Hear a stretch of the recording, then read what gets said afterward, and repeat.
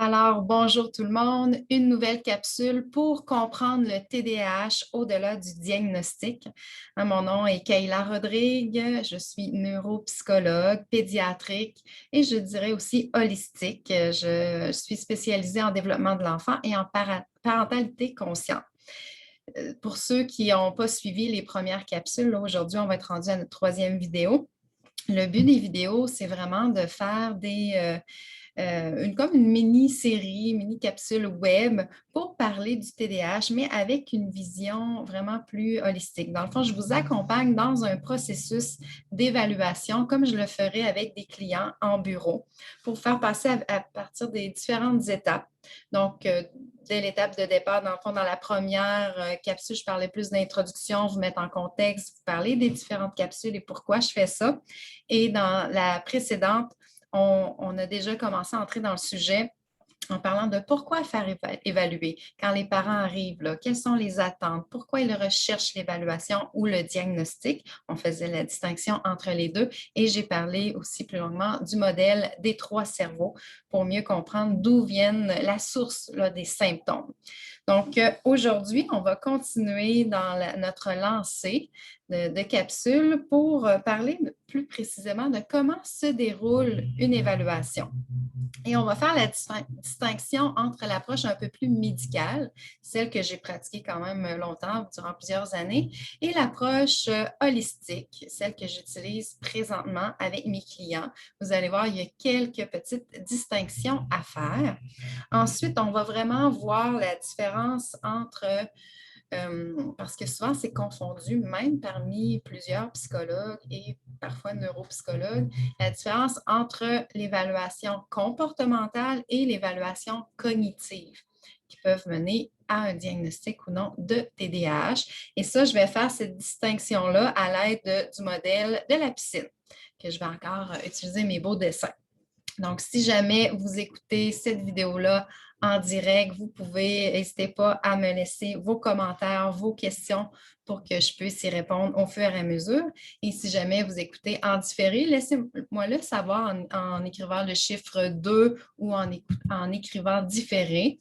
Et laissez-moi votre question, j'irai y répondre par écrit par la suite.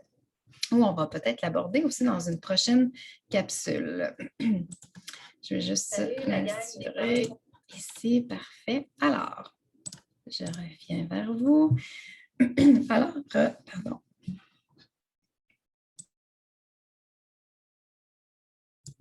Une petite gorgée d'eau avant de commencer. Pardon. Alors, commençons à parler au niveau de comment se déroule l'évaluation, comment on a fait j'ai fait mon premier contact avec les parents, on a parlé de leurs attentes, pourquoi ils voulaient aller vers soit une évaluation diagnostique ou plus de dépistage. Et maintenant, on embarque dans le processus. Donc là, je vais vous faire la distinction entre l'approche plutôt médicale, là, celle que la plupart des professionnels adoptent, et l'approche holistique, que je ne suis peut-être pas la seule à faire, mais on est peu nombreux sinon.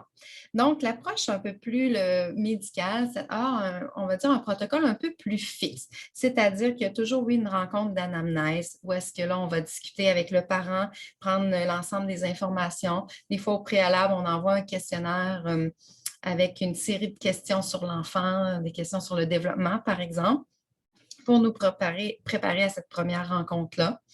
Souvent, il y a la passation de questionnaires, c'est-à-dire des questionnaires comportementaux là, pour voir au niveau soit des symptômes d'inattention, d'hyperactivité, des fois c'est au niveau plus affectif. Souvent, les questionnaires sont envoyés à la maison aux parents, mais aussi dans différents milieux comme à l'enseignant pour voir le milieu scolaire.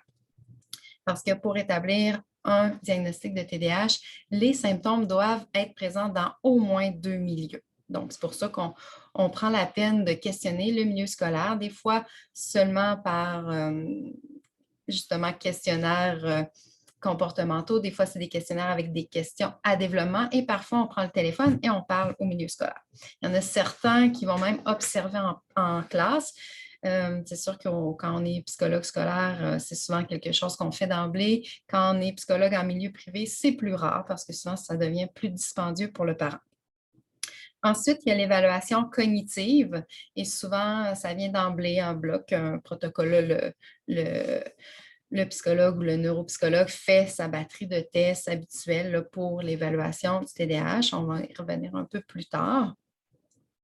Et parfois, pas toujours, il y a une entrevue supplémentaire, pour aller voir les critères diagnostiques du TDAH parce que pour pas, si la rencontre d'anamnèse n'a pas été suffisante, parfois le psychologue, le neuropsychologue va s'asseoir avec le parent et va passer à travers les critères diagnostiques pour vraiment s'assurer ce qui ressortait au questionnaire, ce qui ressortait, est-ce que c'est vraiment dans l'esprit de l'item, c'est-à-dire est-ce que ça l'évalue vraiment là, de l'inattention, de l'hyperactivité, ou est-ce que ce n'est pas dû à d'autres choses en dessous? Parce que parfois, en lisant une question dans un questionnaire, on a peut-être d'autres idées, on répond, mais quand on creuse un peu plus la question, finalement, ouais, c'est peut-être pas ça, c'est plus parce qu'il ne comprend pas. Donc, des fois, c'est nécessaire d'aller creuser ça. Ensuite, on fait l'analyse, le professionnel fait l'analyse de tout ça. Il y a un bilan avec les parents où est-ce qu'on remet les résultats, les conclusions, les recommandations et un rapport qui s'ensuit. Donc, ça, souvent, c'est l'évaluation, on va dire, plus médicale. Dans l'évaluation, puis là, je reviens à la portion cognitive. Ça peut varier, je vous dirais, d'un professionnel à l'autre. Souvent, il y a le QI,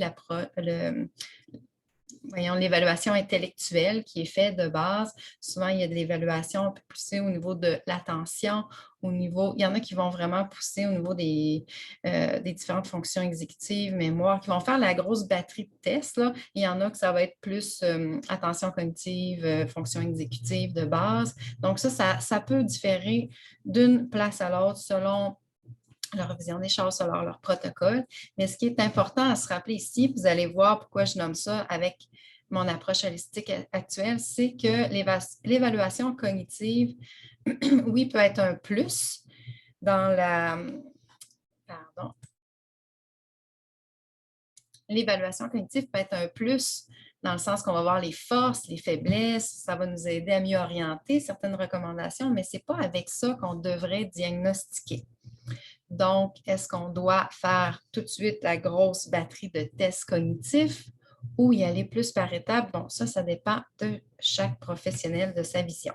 C'est ce qui m'amène à vous parler de l'approche un peu plus holistique d'évaluation. Et là, vous allez voir les petites différences. Donc, toujours, on commence par l'anamnèse. L'anamnèse, c'est quoi? C'est l'entrevue de départ où est-ce que là, on pose les questions aux parents pour mieux comprendre la dynamique de l'enfant, mais aussi, cette première rencontre-là, souvent, sert à que le parent sache à quoi s'attendre dans la suite du processus. Donc, c'est vraiment un échange d'informations qui a lieu à ce moment-là. Et moi, je me sers, là, je vais parler un peu pour moi dans ma pratique. Moi, souvent, le client a toujours un questionnaire de développement ou un formulaire initial à remplir où est-ce que il est quand même assez long, où est-ce que je vais faire le tour, là, j'ai plein de questions qui visent le modèle des 3 cerveaux. Et ça me sert par la suite à faire l'analyse des 3 cerveaux. Donc, il y a vraiment des facteurs de risque, il y a des indicateurs. On a vu le modèle des 3 cerveaux à la capsule précédente. Donc, au niveau théorique, au niveau scientifique, il y a des indicateurs qui peuvent laisser présager certains blocages ou déséquilibres, soit au niveau du cerveau, je vais l'appeler avec les mots que j'utilise, au niveau de la tête, le cœur et le ventre. Donc, mon but, c'est d'aller ressortir ces facteurs de risque-là, ces indices de blocage-là ou de déséquilibre, de les mettre sous forme de tableau pour voir, OK, où serait la priorité d'action pour mon client? Donc, déjà là, si je vois que mon client, vraiment, là, ça semble juste neurologique, déjà là, je vais lui présenter à l'aide du modèle des 3 cerveaux, je vais dire, si vous voulez tout de suite aller dans une prise en charge, parce que là, vous savez que j'ai aussi questionné les attentes, le pourquoi du diagnostic et tout, là, avant de commencer. Donc là, le client, si lui veut tout de suite aller vers une prise en charge le plus efficace possible, peut-être que je vais le diriger tout de suite vers une autre une collègue à moi qui travaille. Bon, souvent, je travaille beaucoup avec Dr. Janie Leblanc, celle avec qui j'ai fait le modèle des 3 cerveaux. Par exemple, peut-être je vais plus la diriger vers une approche comme la sienne pour aller prendre en charge les blocages au niveau de la maturité neurologique, par exemple. Mais certains ceci étant dit, certains vont continuer. OK, je veux quand même aller de l'avant avec le processus pour aller approfondir un peu plus. Parfait. Donc, là, souvent, à ce niveau-là, quand le client veut continuer le processus d'évaluation, moi, mon but, ce n'est pas d'aller voir tout évaluer pour évaluer. Je veux vraiment y aller par étapes. Donner le choix à chaque étape au client de dire, OK, est-ce que je continue ou j'arrête? Puis d'arrêter pour différentes raisons, là, soit parce qu'il est tanné ou soit parce que, OK, j'en ai assez, je m'en vais tout de suite en prise en charge avec ça. Donc, pour pas qu'on se retrouve que l'évaluation a coûté super cher puis que finalement, je n'aurais pas eu besoin de tout ça, j'en aurais eu assez avec simplement l'information de départ. Je rappelle, n'hésitez pas si vous avez des questions au fur et à mesure de me les poser. Je ne suis même pas sûre que je vois vos commentaires actuellement, donc je vais juste ça. Désolée. OK. Ah, il y a Sandra. Merci Sandra d'avoir commenté. Sandra, si on a déjà un diagnostic de trouble de langage de la part de l'orthophoniste, la démarche d'évaluation avec le neuropsy est égale. Pas nécessairement. Le neuropsy et l'orthophoniste ne vont pas évaluer la même chose. L'orthophoniste, c'est vraiment la spécialiste au niveau du langage oral et écrit. Donc, ça va être vraiment dans cette sphère-là qu'ils vont s'attarder. Parfois, ils ont des tâches là, qui vont donner des indices là, justement sur la mémoire de travail, entre autres. Là. Des fois, ils vont pouvoir apprécier l'attention. Ils ne peuvent juste pas se prononcer là-dessus vu que c'est un acte réservé au niveau des neuropsychologues de se prononcer sur les fonctions cognitives. Donc, si vous avez des indices qui ressortent du rapport de l'orthophoniste au niveau de la mémoire, au niveau de l'attention, oui, on peut aller confirmer si on veut, ou on peut aller tout de suite prendre en charge aussi. Là. Donc, ça dépend du besoin, ça dépend de ce que vous cherchez à faire. Donc, je continue au niveau de l'approche un peu plus holistique. Comme je disais, moi, je vais par étapes. Donc, une première étape, si l'enfant a des difficultés d'apprentissage, qu'on perçoit des difficultés cognitives. Le parent, non, il oublie, c'est dur pour lui d'apprendre, on se questionne sur son attention et tout ça. Donc là, souvent, je vais faire l'évaluation cognitive de base, c'est-à-dire l'évaluation intellectuelle. Et déjà, puis je m'arrête là. Et je vais faire l'évaluation affective de base aussi, soit avec une approche psychodynamique, soit avec une approche développementale, tout dépendant de la situation, l'anamnèse. Donc, pourquoi je fais les deux? À cause du modèle, on n'a peut-être pas parlé dans les capsules jusqu'ici. Vous pourrez aller voir dans mes vidéos sur la chaîne YouTube ou dans le groupe Facebook, le Cercle des parents conscients. C'est que le niveau cognitif vient après le développement du côté émotionnel du système d'alarme. Donc, c'est important de vérifier est-ce que le système d'alarme, le système émotionnel est bien calibré, bien mis en place avant d'aller vérifier ou travailler le côté cognitif. Donc, je vérifie quand même ces deux aspects-là pour avoir le plus d'informations possible. Et parfois, il arrive que le client n'a pas d'indication ou de crainte au niveau cognitif. Il n'y a rien. Pardon, aujourd'hui, j'ai la misère avec ma voix. Parfois, il n'y a pas d'indication qui laisse croire que ça serait nécessaire d'aller évaluer le potentiel intellectuel. Donc, moi, dans ce temps-là, je ne le fais pas. On va se concentrer tout de suite sur ce qui est important, donc l'aspect affectif, l'aspect émotionnel, l'aspect, on va dire, comportemental, souvent, là, que ça se reflète comme ça. Et là, il y a deux options. Soit qu'on évalue là, plus en bureau l'enfant, et souvent celle que je préfère avec l'approche développementale, celle que je fais de plus en plus et que je trouve efficace, c'est de rentrer tout de suite dans une prise en charge avec le parent. Je travaille beaucoup avec le parent pour l'aider à mieux comprendre les réactions émotionnelles de son enfant, ses comportements, à mieux intervenir pour ne pas mettre de l'huile sur le feu, mais savoir, OK, tu peux y agir de même, comment j'interviens pour le soutenir là-dedans, pour garder ma relation, parce que souvent, on intervient dans des façons qui viennent briser, malheureusement, ou mettre une petite faille là, dans la relation. Et donc, c'est ça. Des fois, on rentre tout de suite en prise en charge, soit individuelle ou souvent par mon groupe d'accompagnement en ligne.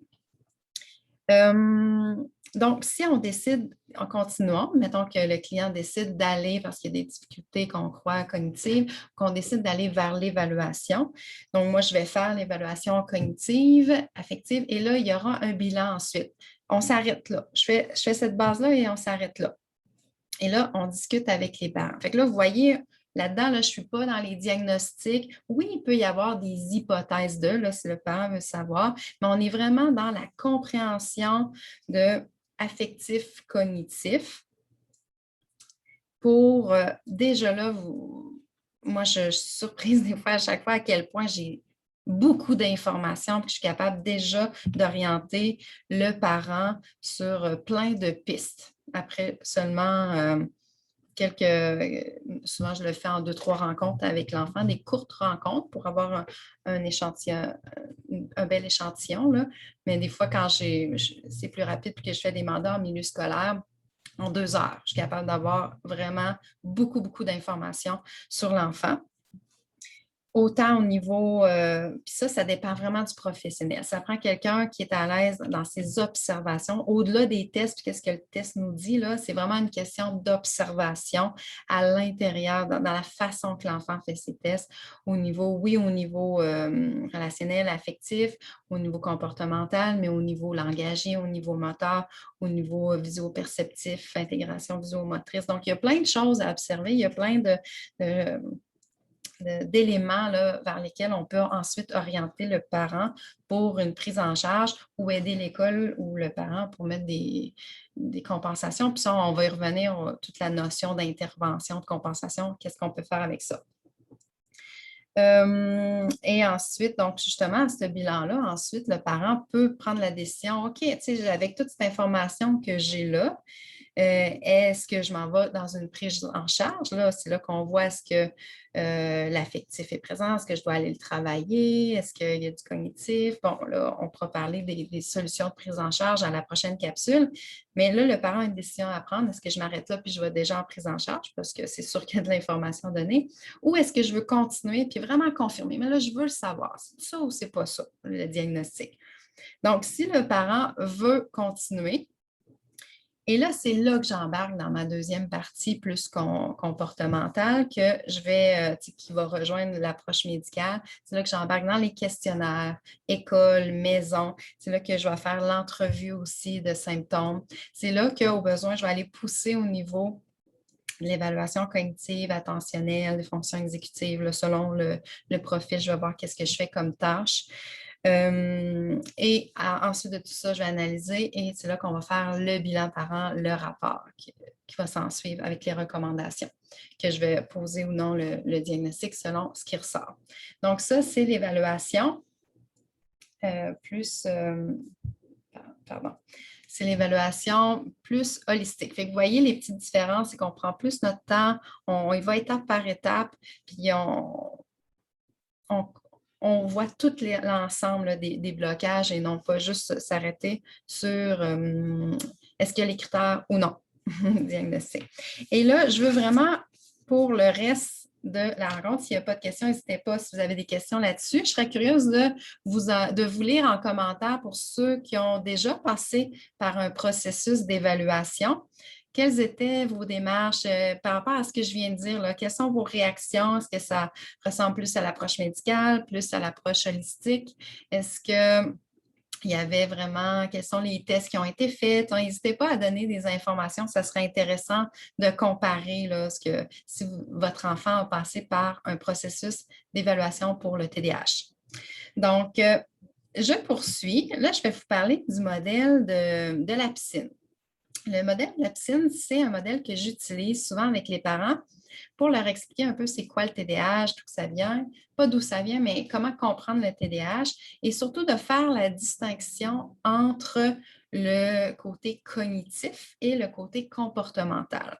Hein, parce que souvent, même certains professionnels disent, ben là, hein, c'est du TDAH, trouble déficitaire de l'attention. C'est sûr qu'il faut évaluer l'attention avec nos tests, mais moi, je ne suis pas d'accord avec ça et les études sont vraiment pas claires là-dessus encore.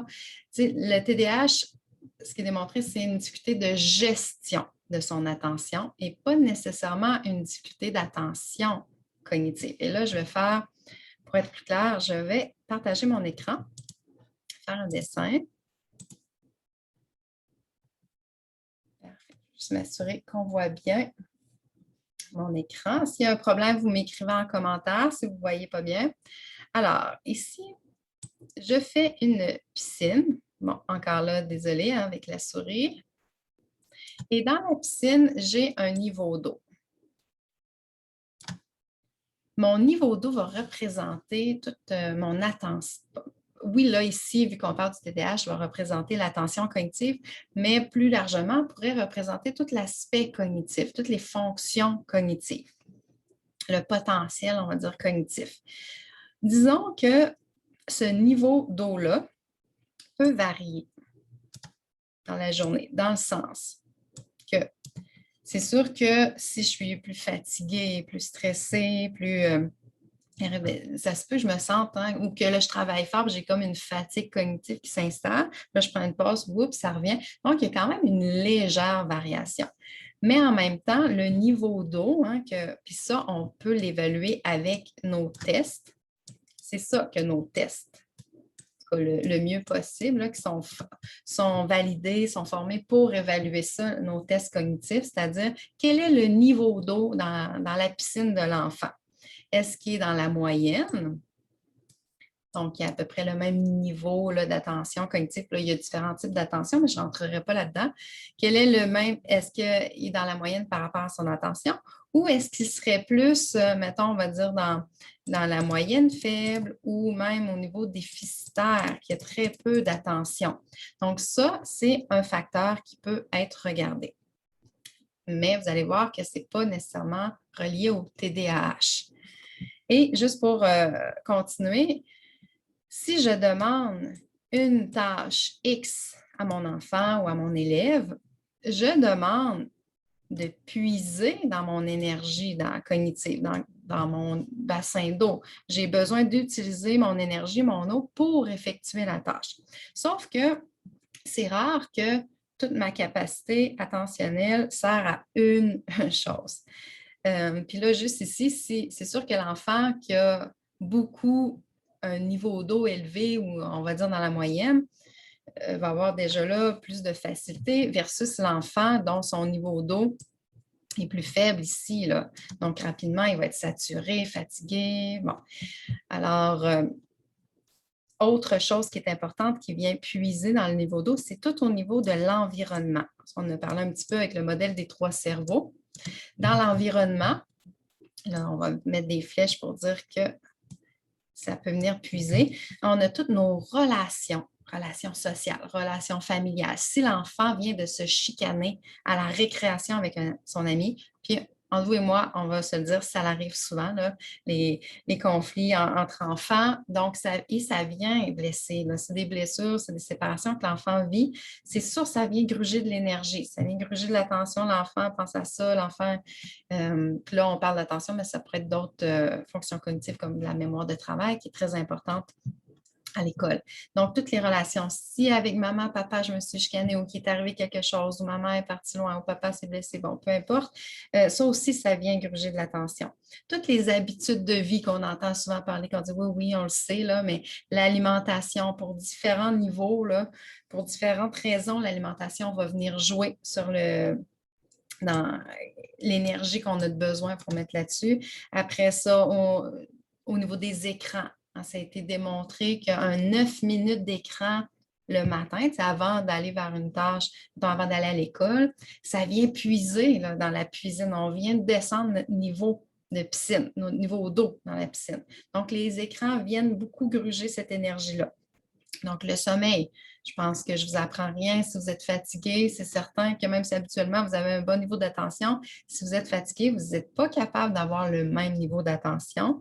Et bon, l'exercice physique, ça va jouer. C'est pour ça que des fois, on donne une pause active, ça revient relever notre niveau d'attention. Et tout ce qui est stresseur en général, hein, de vivre, on vient de vivre quelque chose de stressant. Mettons, il y a une alarme de feu, un accident, quelque chose, c'est sûr que ça va venir gruger beaucoup, beaucoup de notre niveau d'attention. Donc, tout ce qui, si notre attention Si notre niveau d'attention, on la met sur des facteurs environnementaux, mais on ne peut pas la mettre sur la tâche ou on va en mettre beaucoup moins de façon beaucoup moins efficace sur la tâche qui est demandée. Donc, ça, c'est des choses à prendre en considération au niveau des facteurs environnementaux. Ensuite, là, bon, je ne les ai pas écrits parce que ça ne va pas bien avec la souris, mais tout ce que je viens de dire, c'est les facteurs environnementaux. Et ça, ce que ça va faire en sorte, ça va créer, des fois, ces facteurs-là, on l'a vu dans le modèle des 3 cerveaux, viennent créer certains blocages ou déséquilibres. Bon, je vais juste écrire les lettres, là. Des blocages ou des déséquilibres. Par exemple, je vais en mettre quelques-uns. Par exemple, l'enfant qu'on voit avec des difficultés langagières, des difficultés de motricité, des difficultés sensorielles, hein, les enfants hypersensibles ou hyposensibles ou qui ont des problèmes de vue ou de vision oculomotrice et tout ça. Tous les symptômes gastro-intestinaux, les déséquilibres au niveau, je dis ça pour parler des déséquilibres au niveau du microbiote. Ça va venir influencer tout ce qui est au niveau des maturités un peu plus affectives. Par exemple, l'enfant qui vit beaucoup d'anxiété ou autre enfant qui a des symptômes, justement, puis on va s'attarder à ça au niveau de l'hyperactivité, de l'inattention, de l'impulsivité. Bien, tout ça, là, c'est comme si on va mettre des petits ronds à côté. Ça pourrait être des trous dans la piscine. Et là, c'est là que je vais venir acheter ça dans ma piscine. Plus ça peut être des trous de couleurs différentes, de grosseurs différentes, selon puis quel trou qu'on a dans notre piscine, bien, ça dépend de notre génétique. Hein. C'est là que la génétique embarque. Selon nos faiblesses génétiques, on va avoir plus tel type de trou, de telle grosseur, tel type. Donc, ça, c'est l'aspect cognitif. Et là, on va parler de l'aspect comportemental qu'on évalue pour évaluer le TDAH. Donc là, c'est là qu'on a tous des trous dans notre piscine, un peu, beaucoup, moyen, là, plus ou moins gros, petits. On a un petit peu partout. Il y en a qui en ont plus, il y en a qui en ont moins. Bon, là, j'en mets quelques-uns. Selon qu'est-ce qu'on vit dans notre environnement, selon nos déséquilibres, selon nos facteurs génétiques, ça crée des trous dans notre piscine. Et là, les trous ici qui sont visibles, hein, dans le sens qu'ils ne sont pas cachés par le niveau d'eau, parce que l'aspect cognitif, c'est comme un facteur un peu protecteur dans le sens que ça peut compenser un peu le niveau d'eau. Pas le niveau d'eau, mais ça peut compenser certaines difficultés comportementales. C'est pour ça que des fois, mettons, on voit ça des fois chez les jeunes qui ont de super belles capacités cognitives, que tout leur primaire, ça va bien, ils n'ont pas nécessairement de problème, des bonnes notes, mais ils travaillent. T'sais. Le rendu au secondaire, souvent, là, c'est comme la demande, le X ici, comme vraiment plus élevé, puis que là, toute leur capacité cognitive, c'est plus assez pour compenser les symptômes. Puis, qu'est-ce que je veux dire par compenser? C'est, des fois, les parents disent hey, quand il veut, il peut. Fait que là, dans le fond, ben oui, hein, s'il force fort, puis qu'il se prend dans sa piscine, là, il peut en boucher, essayer d'en patcher quelques symptômes. Il peut se prendre un peu d'énergie, puis là, oh, la patcher. Fait que s'il n'y avait pas trop de trous, puis là, je parle vraiment du TDAH ici, s'il n'y avait pas trop de trous, puis qui utilise sa capacité cognitive pour essayer de patcher, en plus, il en met dans la tâche ici et tout ça, ben, il reste fonctionnel, il réussit à avoir des bonnes notes et tout ça. Puis là, ou peut-être que ça a fait baisser un petit peu son niveau d'eau, mais comme il y en avait pas mal, ben, sauf que là, rendu au secondaire, si les demandes sont, s'il doit trop mettre de son énergie à l'extérieur pour toutes les demandes, bien là, il en reste moins pour compenser.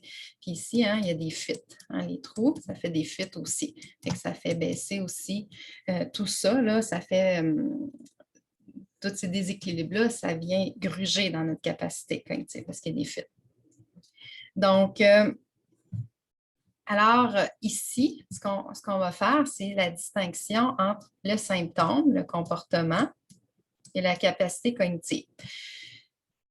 Ce qu'on évalue avec nos tests, souvent, moi, je l'image dans mon modèle de piscine avec ce qui est visible. Dans le fond, parce que peut-être qu'il y en a en bas, là, mais donc, si la capacité diminue, ça va faire apparaître d'autres symptômes. Hein. C'est pour ça que des fois, l'enfant, au début de sa journée, ça va bien, il est concentré. Puis là, plus la journée avance, plus c'est difficile. Puis là, au rendu à l'heure du dîner ou en après-midi, il n'y a plus rien à faire. Puis là, c'est là que l'hyperactivité sort. Mais c'est juste que son niveau d'eau dans la piscine a probablement baissé. Puis là, a fait apparaître ces trous qu'il y a en dessous. Et que là, il n'y a plus assez. Le niveau d'eau est plus. C'est difficile à augmenter. Il faudrait vraiment une grosse pause ou vraiment faire quelque chose. Donc, c'est là qu'il paraît plus à ce moment-là. Donc, c'est vraiment avec les trous qu'on observe là, qu'on va aller chercher nos critères diagnostiques. Donc, est-ce qu'il y a de l'inattention? Est-ce qu'il y a de l'hyperactivité, de l'impulsivité? C'est combien? Tu sais, souvent, le cutoff, c'est 6. Ça en prend au moins 6 critères sur 9 dans au moins 2 milieux. Donc, présent à partir de tel âge qui crée un dysfonctionnement. Bon, là, je viens de résumer rapidement les critères, mais souvent, c'est avec cette partie-là visible qu'on va faire les diagnostics. Ce que je veux dire aussi, il me semble que j'ai des informations autres. Est-ce que vous avez des questions là-dessus? N'hésitez pas, je ne sais pas si c'est clair pour vous, si ça vous parle. N'hésitez pas à commenter, à faire, c'est la première fois que peut-être aussi que vous voyez ça comme ça. Donc, on a l'aspect symptômes. Si je résume un peu, là, on a notre piscine, on a un niveau d'eau, que ça peut être testé, mais ce n'est pas avec ça qu'on va faire le diagnostic. Donc, oui, ça peut être utile de savoir le niveau d'eau, mais même si on a un bon niveau d'eau, puis ça, je vais revenir après, ça veut peut-être qu'on va avoir quand même le diagnostic s'il y a plein de trous en haut de ma piscine, là. Donc, il y a l'aspect cognitif et il y a l'aspect comportemental. Et d'où viennent les trous? Ben là, oui, il y a l'environnement qui vient gruger l'eau, il y a les demandes qui viennent gruger l'eau, l'énergie. Et l'environnement, on a vu que ça peut créer des déséquilibres, des blocages, amener différents facteurs. Là, on a parlé langage, moteur. Vous voyez là comme s'il y avait des capsules de couleurs différentes. Là, j'ai tout mis noir, là, mais mettons que si le TDAH, on a dit qu'on le ferait rouge, ça serait pour des symptômes d'inattention, d'impulsivité, d'hyperactivité. Mais mettons que l'enfant a des difficultés langagières, mais là, il y aurait d'autres trous, d'autres couleurs, puis là, bon, ainsi de suite. Si c'est moteur, ça pourrait être vert, l'enfant plus. Donc, selon sa génétique, là, il peut y avoir plein de trous dans la piscine. Fait que là, ça vient faire plein de pertes d'énergie aussi. Donc, voyez-le comme ça. Parfait. J'ai l'impression que j'oublie quelque chose, mais je pense que ça fait le tour. C'est sûr que là, on va parler la semaine prochaine de « OK, mais je fais quoi avec ça? » C'est comment je fais pour boucher mes trous ou les faire disparaître peut-être, les trous dans la piscine. Comment je fais pour augmenter mon niveau d'eau dans ma piscine? Ça, c'est des choses qu'on va parler la semaine prochaine avec le modèle des 3 niveaux d'intervention. Mais je veux juste revenir vers vous. Donc, finalement, je pense que ça va être mieux si je laisse le dessin pour expliquer. Donc, ce qu'il faut savoir, c'est qu'il est possible d'avoir la version qu'on voit le plus souvent en clinique, c'est qu'il est possible d'avoir un TDAH. Donc, le diagnostic de TDAH, ici, là, il y a assez de symptômes dans le haut de la piscine, là. Et qu'il y a des difficultés attentionnelles, c'est-à-dire que le niveau d'eau dans la piscine est, par exemple, au niveau limite, déficitaire. Donc, il est tellement bas là, que, justement, laisse apparaître la panoplie de symptômes qui fait en sorte que le diagnostic est positif. Ça, souvent, c'est le profil qu'on voit le plus souvent. Mais il m'arrive aussi de voir des profils comme l'enfant a un TDAH, dans le sens qu'il répond aux symptômes du TDAH, si on regarde ça vraiment médicalement, là, en termes de critères diagnostiques de comportement. Il correspond, il y a ses trous. Et quand j'évalue son attention cognitive, eh bien, il est dans la belle moyenne ou une petite faiblesse, là, moyenne faible. Donc, c'est là que c'est de voir, OK, il y a tellement de symptômes ici qu'il paraît, il ressort comme TDAH, mais il y a quand même une bonne attention. Donc, là, probablement qu'il y a d'autres trous en dessous de l'eau que quand il y a des variations attentionnelles qui fait que c'est pour ça que les TDAH souvent sont très variables. Hein? À un moment donné, ça va bien, ça va moins bien là, aussi. Donc, ça, c'est un profil que je vois aussi. Ben, pas nécessairement souvent, mais que je le vois. L'enfant a une bonne capacité attentionnelle, mais il y a plusieurs symptômes d'inattention, d'hyperactivité ou d'impulsivité, donc il peut correspondre au diagnostic. Un qu'on voit moins souvent, mais qui est quand même possible, c'est un enfant qui n'a pas de TDAH, donc qui n'a pas les trous associés aux symptômes d'inattention, d'impulsivité, je vais mettre assez d'effacer ici les rouges. Là. Il n'y aurait pas les symptômes associés au TDAH, mais il a je pense que OK, c'est bon, j'ai retrouvé mon crayon. Je pensais que il a un déficit d'attention cognitive. Donc, c'est-à-dire que quand j'évalue son attention cognitive avec les tests, il est dans le fond de la piscine. Donc, il peut paraître au quotidien, justement, il y a de la misère là, à répondre aux demandes. Là. Il est déjà dans le fond de la piscine, puis nous, on lui demande des tâches qu'il devrait avoir besoin au niveau dans la moyenne. Là. Donc, ça, c'est quelque chose qu'on peut voir aussi. Mais ce n'est pas nécessairement un déficit. Dans les rapports, les gens vont quand même parler de TDA là, ou TDAH, mais ce n'est pas ça. C'est vraiment un déficit cognitif. Donc, ça, c'est les 3 cas de mesure qu'on peut voir. Puis surtout, là, quand on va parler de l'intervention la semaine prochaine, que je vais mettre en lien avec le modèle des 3 cerveaux, le modèle de la piscine, vous allez voir où est-ce que, par exemple, on va parler d'intervention de compensation, on va parler d'intervention pour relancer la maturation, enlever les blocages, et on va parler d'intervention plus d'optimiser l'environnement pour empêcher après la réalisation de blocages et de déséquilibres. Alors, voici, c'était la capsule pour la deuxième capsule pour parler plus du processus d'évaluation, la différence entre l'approche médicale, l'approche holistique, tout ça combiné avec le modèle de la piscine pour vraiment différencier l'évaluation cognitive de l'évaluation comportementale qui est importante à faire, surtout dans un contexte après de prise en charge.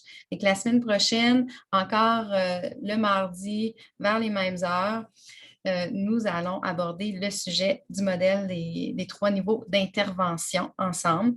Et n'hésitez pas, là, je vois qu'il y a eu des gens qui écoutaient, vous étiez à l'écoute, peu de commentaires. Oh mon Dieu, c'est quoi, je ne les voyais pas. Attendez. J'ai eu de la misère. Je vais juste prendre quelques questions avant de quitter.